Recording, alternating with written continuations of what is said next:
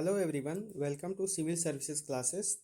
तो आज की इस वीडियो में हम लोग R O A R O 2025 के बारे में चर्चा करेंगे और इस एग्ज़ाम का डेट कब आने वाला है, इसकी स्ट्रेटजी क्या है, बुक लिस्ट के बारे में बात करेंगे, सिलेबस और कट ऑफ के बारे में भी बात किया जाएगा। तो इस एग्ज़ाम को फॉर्म भरे हुए आज लगभग 2 साल हो गया। 2023 की वैकेंसी है, अभी तक तो एग्ज़ाम आयोग ने नहीं कराया, लेकिन संभावना व्यक्त की जा रही है कि जून माह के फर्स्ट सप्ताह में करा लिया जाएगा ये एग्ज़ाम। पहले वीक में करा लिया जाएगा एग्ज़ाम। तो ये आप लोगों के पास हमें लगता है कि 2-3 महीने का समय बचा हुआ है। ऑलमोस्ट 90 दिन का आपके पास टाइम है। तो आप इसमें तैयारी कैसे करें। जो बच्चे तैयारी पहले से कर चुके होंगे उनको दोबारा रिवाइज करने की ज़रूरत है। बहुत लोग तैयारी अभी शुरू किए होंगे। तो अगर आपने कुछ पहले से कुछ बेसिक बुक पढ़ रखी हैं तो आपके लिए तो बिल्कुल आसान है। जो लोगों ने नहीं पढ़ा है वो भी इस वीडियो को देखें। वो भी लगभग लोग प्रैक्टिस करके और हार्ड वर्क करके आराम से प्रीलिम्स तो निकाल ही सकते हैं। तो इसके लिए हम बता देते हैं स्ट्रेटजी और बुक लिस्ट के बारे में।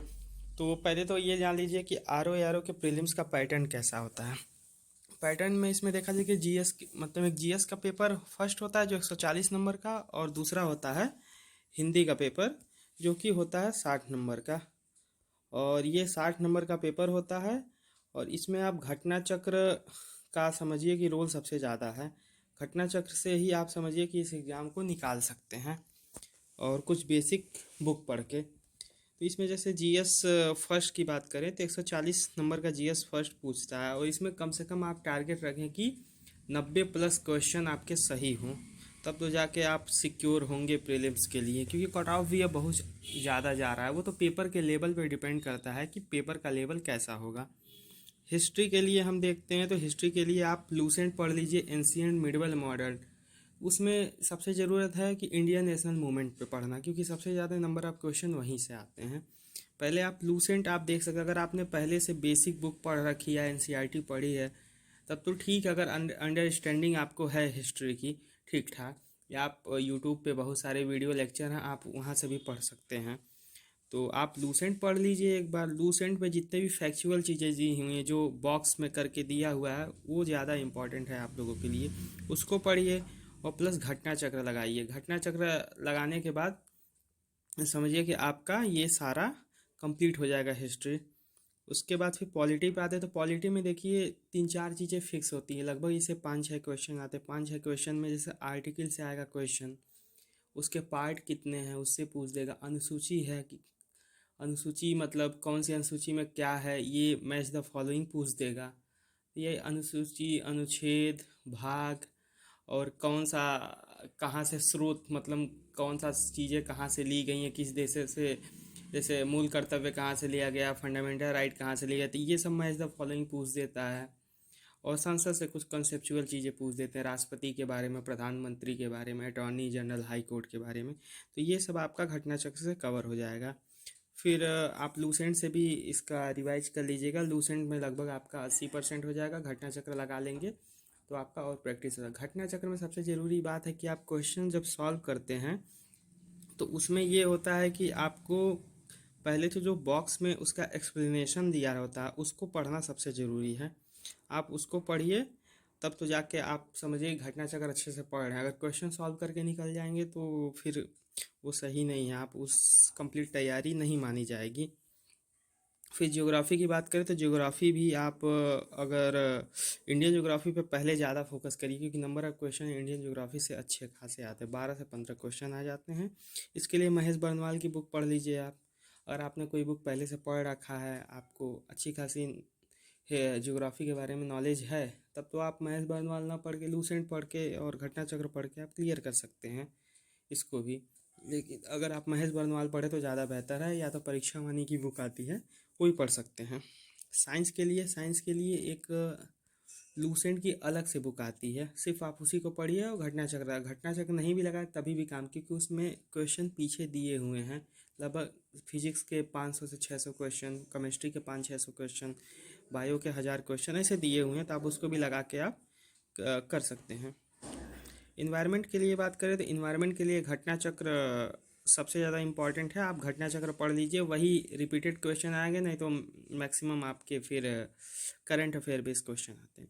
इकोनॉमी भी आपका घटना चक्र से कर लीजिए, और इसमें करंट अफेयर से क्वेश्चन आते हैं, बजट वगैरह आ जाता है, इकोनॉमिक सर्वे से क्वेश्चन आ जाता है, उसको पढ़िए। यूपी स्पेशल के परीक्षावाणी एक बुक आती है, मार्केट में मिल जा रही है, आराम से उसको पढ़ लीजिए। वहाँ से कम आपके 15 क्वेश्चन तो एकदम फिक्स आनी ही आनी है। और प्लस आप चाहें तो घटना चक्र भी लगा सकते हैं इसके लिए।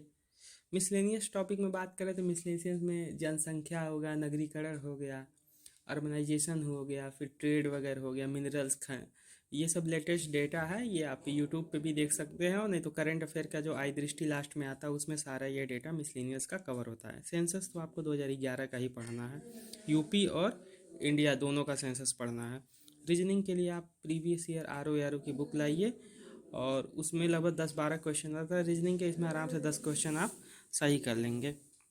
करंट अफेयर के लिए मंथली करंट अफेयर की कोई भी मैगजीन ले लीजिए। मैं तो बोलूँगा SCS का ले लीजिए, स्टडी फॉर सिविल सर्विसेज का। उसमें एक मैगजीन आपको मिलेगी, और उसको आप आराम से महीने में एक एक पढ़ लेंगे, और पतली सी होती है, 20-25 पेज का होता है, उसको मल्टीपल टाइम रिवाइज कर लीजिए, आपका आराम से मंथली करंट अफेयर पूरा कंप्लीट हो जाएगा। हिंदी पे आते हैं तो हिंदी में आपका विलोम है, पर्यायवाची है, तत्सम तद्भव है, वर्तनी शुद्धि है, अनेक शब्दों के लिए एक शब्द है, विशेष विशेष है। ये एक ऐसा सब्जेक्ट है, अगर इसमें आप 50 नंबर से कम लाए तो समझिए आप एग्जाम से बाहर ही हो जाएंगे। तो टारगेट रखें कि इसमें कम से कम 55 प्लस, और बहुत लोगों के 58 से 60 में 60 भी आते हैं। तो आप कोशिश करिए कि 55 प्लस रहे, 55, 56, 57 इतना आप ला लें। इसके लिए देखिए, अगर 50 क्वेश्चन की तैयारी अगर करनी है तो आदित्य पब्लिकेशन पढ़ लीजिए। 50 क्वेश्चन तो आपको आदित्य पब्लिकेशन से ही आएगा, क्योंकि कुछ लिमिटेड शब्द हैं, वही उसी को घुमा फिरा के आयोग पूछता रहता है। तो आप आदित्य पब्लिकेशन और फिर घटना चक्र लगा लीजिए। अगर ये दोनों नहीं लगाते तो एक ऑप्शन हम और दे देते, एक डिकोड एग्जाम की बुक आती है, आप उसको पढ़ लीजिए। उससे तो गारंटी है कि आपके 55 प्लस क्वेश्चन आते ही हैं। वो क्लेम भी करते हैं कि हमारे बुक से 55 प्लस क्वेश्चन आने ही हैं। तो आपका हिंदी यहाँ से तैयार हो जाएगा। हिंदी में कम से कम 55 नंबर का टारगेट रखिए, और GS में कम से कम 80 से 90 क्वेश्चन का टारगेट रखिए। आराम से आपका 130-40 क्वेश्चन अगर आपने सही कर लिए, उतने नंबर सही कर लिए, तो आपका प्रीलिम्स कोई रोक नहीं पाएगा। ये मान लीजिए कि प्रीलिम्स में जो जनरल का कट ऑफ होता है 125 से 130 के बीच में वैरी करता है, और OBC SC ST का लगभग 120 125 के बीच में रहता है। तो आप कोशिश करिए कि 130 प्लस रहें, 135-40 नंबर तक लाने की कोशिश करिएगा, टारगेट अपना बना लीजिए। PYQ की बात करें तो देखिए, अगर आपके पास घटना चक्र नहीं है तो एक बुक आती है यूथ कंपटीशन की, जिसमें 31,000 क्वेश्चन का वो MCQ है, आप उसको भी लगा ले सकते हैं। वो सेम घटना चक्र ही है, घटना चक्र ही है, बस ये है कि उसको एक जगह कंबाइन करके एक बुक में कर दिया गया है, 6-7 सब्जेक्ट। आप उसको पढ़ लीजिए, या घटना चक्र का हर सब्जेक्ट का घटना चक्र पढ़ लीजिए, और लूसेंट पढ़ लीजिए, आपका आराम से हो जाए। देखिए, लूसेंट में लिस्टिंग जो होती है वो बहुत इंपॉर्टेंट है। जैसे ज्योग्राफी में कौन सा पर्वत कहाँ पे है, कौन सी ज्वालामुखी कहाँ पे है उपस्थित है, सक्रिय ज्वालामुखी, कौन सी ज्वालामुखी, मतलब ऐसे करके क्वेश्चन पूछते रहते हैं। आप प्रीवियस ईयर जब क्वेश्चन लगाएंगे तो आप पैटर्न को समझ पाएंगे कि यूपी PCS में और RO ARO में कैसे पेपर। यूपी PCS का जो 22 दिसंबर 2024 में जो एग्ज़ाम हुआ है, अगर आपने उस पेपर को देखा होगा तो देखिए, मैक्सिमम चीज़ें आपकी फैक्चुअल ही पूछी गई हैं, कंसेप्चुअल नहीं पूछी गई। अभी उत्तर प्रदेश आयोग UPSC के लेवल को नहीं टच कर पाया है। तो कंसेप्ट पे बहुत ज़्यादा ध्यान ना दे के आप फैक्ट पे ध्यान दीजिए, क्योंकि ये फैक्ट वाले एग्ज़ाम हैं। आप प्रीलिम्स का तैयारी करेंगे तो साथ में आपका 120 नंबर के GS का मेंस का तैयारी हो जाएगा, 60 नंबर के आपका हिंदी का, लगभग आपकी तैयारी 180 नंबर की ऐसे ही हो जाएगी। बाद में आपको वो पत्र लेखन करना है, और वो मुहावरे लोकोक्तियाँ वगैरह की वो 100 नंबर की हिंदी जो आती है, और आपको 120 नंबर का ऐसे करना है। तो बहुत ज़्यादा नंबर नहीं, आपका आराम से ये समझिए कि 50% मेंस की भी तैयारी हो जा रही है। तो इसको आप लोग कर लीजिए। कट ऑफ तो आपको मैंने बता ही दिया, मेंस का भी कट ऑफ बता देते हैं। मेंस में आपको लगभग अगर 270 से 280 नंबर अगर आप ला लेते हैं 400 के पूर्णांक में, तो आपको RO ARO में आपका सिलेक्शन फाइनल रूप से आपका हो जाएगा, वो भी आपको सचिवालय में मिल जाएगी पोस्टिंग। तो वीडियो में देखिए सारी चीज़ें बता दी गई हैं, और इस चैनल पे ज्योग्राफी की क्लासेस जल्द ही हम शुरू करने वाले हैं। आप अगर उस क्लास को पढ़ते हैं और घटना चक्र लगाते हैं और लूसेंट पढ़ते हैं तो आप और आसानी से अपने आर ओ की जर्नी कंप्लीट कर सकते हैं। तो वीडियो अच्छी लगी तो वीडियो को लाइक एंड सब्सक्राइब करिए और कमेंट में अपने सुझाव दीजिए। धन्यवाद।